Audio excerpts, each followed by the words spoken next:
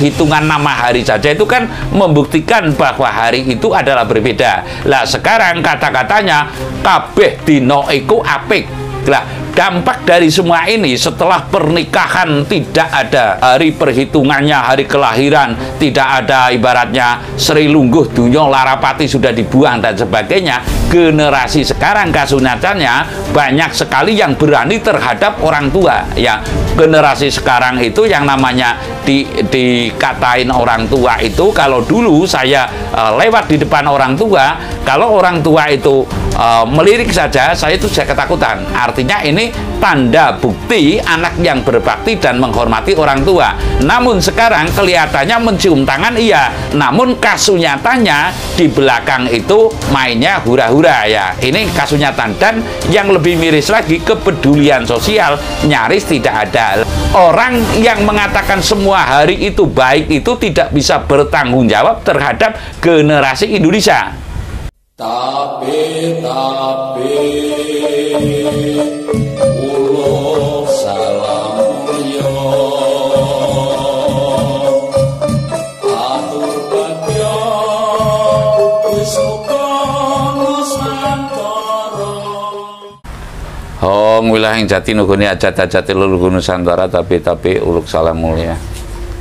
Kondisi dan situasi sekarang makin kurang menentu dan nyata-nyata banyaknya sebuah fenomena alam ya. Fenomena alam di mana saling lempar tanggung jawab dan diatasi secara logika saja atau secara akal budi saja.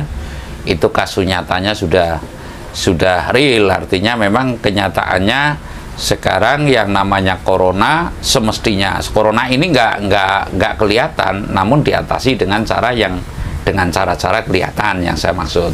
Nah, terus kejadian tsunami dan sebagainya itu juga tidak serta-merta, artinya tidak ada manusia yang dikasih tahu, artinya ini sesuatu yang di satu sisi menurut saya adalah kejadiannya secara bil gaib, namun hanya diatasi dengan logika saja.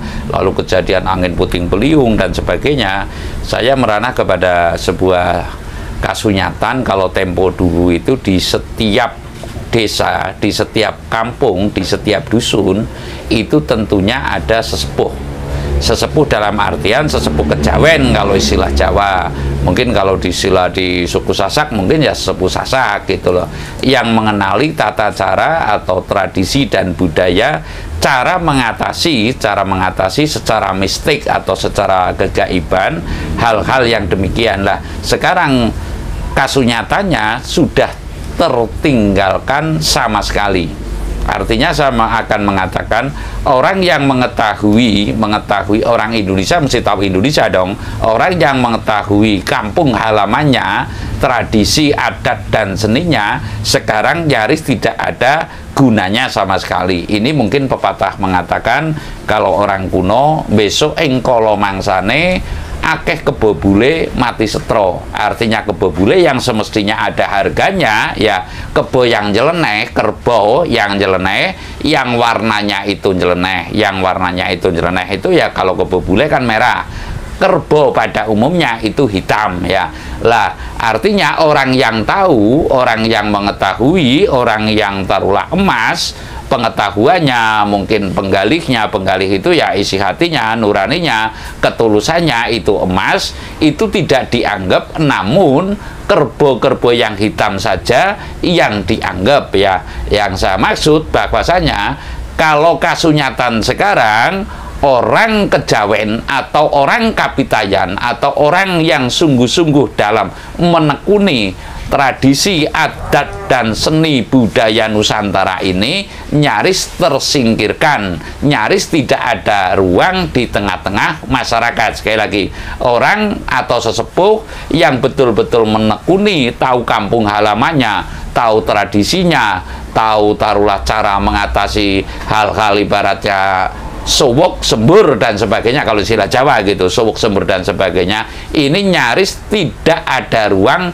di masyarakat. Lah, saya menyayangkan bahwasanya kalau bumi Nusantara ini saya yakin bukan bumi Amerika, bukan bumi Afrika, bukan bumi Saudi Arabia. Lah mau tidak mau tutur sepuh ini mesti digunakan untuk hal-hal dalam mengatasi kasunyatanya itu, umpamanya ada tsunami dan sebagainya. Ada metode pendekatan non fisik ya, ada metode pendekatan spiritual yang membuat manusia setidaknya itu tenang. Namun sekarang sekali lagi saya mengatakan bahwa kaum yang demikian nyaris tidak ada ruang di tengah-tengah masyarakat. Lah, tersebab apa?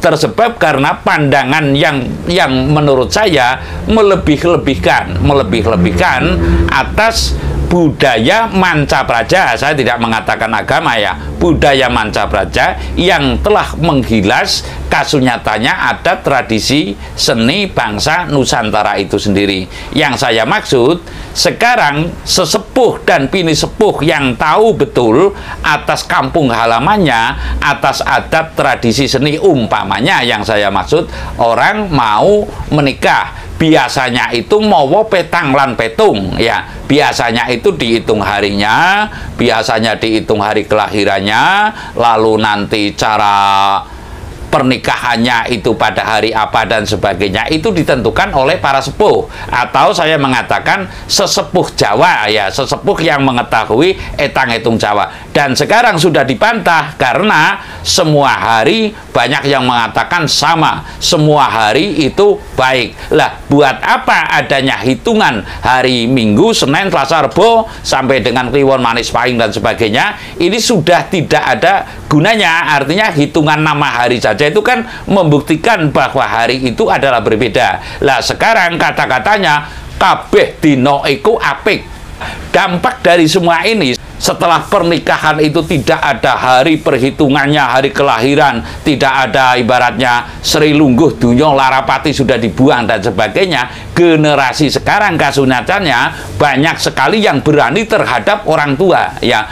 Generasi sekarang itu yang namanya dikatain orang tua itu, kalau dulu saya lewat di depan orang tua, kalau orang tua itu melirik saja saya itu sudah ketakutan. Artinya ini tanda bukti anak yang berbakti dan menghormati orang tua. Namun sekarang kelihatannya mencium tangan iya, namun kasunyatanya di belakang itu mainnya hura-hura ya. Ini kasunyatan. Dan yang lebih miris lagi, kepedulian sosial nyaris tidak ada. Lah, saya memberikan peringatan ya, artinya apakah tidak lebih baik para ilmu sepuh, ilmu tradisi, ilmu budaya ini yang menyangkut etang-etung, taruhlah dino lan pasaran ini dibangkitkan kembali untuk mengkobarkan semangat. Toh orang yang mengatakan semua hari itu baik itu tidak bisa bertanggung jawab terhadap generasi Indonesia.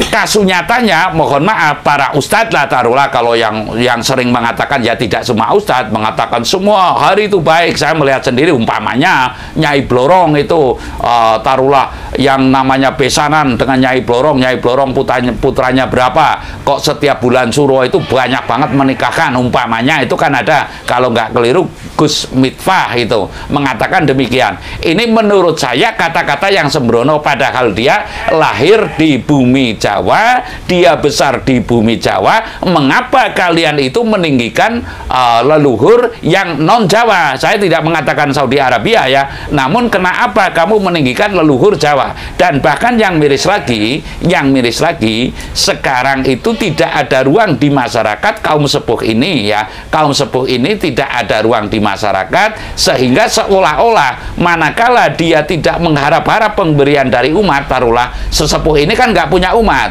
karena yang namanya leluhur Jawa memberikan ajaran itu tidak ada ajaran ya yang saya katakan itu secara terang-terangan, tidak ada ibaratnya iming-iming surga, amang-amang neraka, lalu omong-omong zakat, fitrah, sedekah, infak dan sebagainya, nggak ada. Sehingga para sepuh ini berjalan dengan kemandirian untuk mempertahankan tradisi agar tidak hilang. Ini kan kasihan sekali. Lah, sementara yang promosi ini, promosi di panggung-panggung dan sebagainya, yang semua hari itu baik dengan tolak balak, yang penting kita berdoa kepada Tuhan, kasunyatanya tidak mampu mempertahankan ya, tidak mampu mempertahankan. Jangankan tenang saja, tsunami ibaratnya akan saya doakan, kan nggak ada. Paling-paling mari kita bersabar, tawakal kepada Tuhan, dan lalu dengan bahasa-bahasanya ibaratnya berkilah. Atau saya mengatakan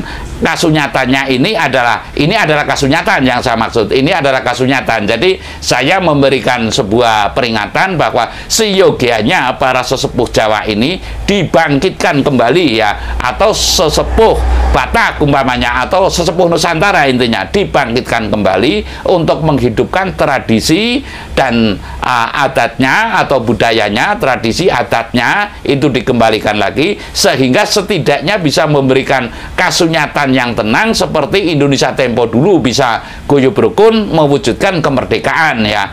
Kalau nanti saya mengatakan demikian, mungkin ada yang ego bahwasanya kemerdekaan itu oleh para kaum satu sisi saja gitu. Ini menurut saya kemerdekaan itu karena marwah ya, karena marwah Pancasila, dan itu milik semua. Jadi kalau mungkin ada yang mengatakan mungkin kemerdekaan itu adalah perjuangan ulama umpamanya, menurut saya juga nggak pas. Semua berjuang untuk merdeka Indonesia lah. Jadi saya mengatakan bahwa bahkan dukun-dukun pun berjuang gitu. Saya mengatakan bahwasanya ada lebih baik ya, adat tradisi seninya dibangkitkan kembali yang asli Nusantara ini, jangan sampai hanya buat celoteh atau bahkan dinyinyiri.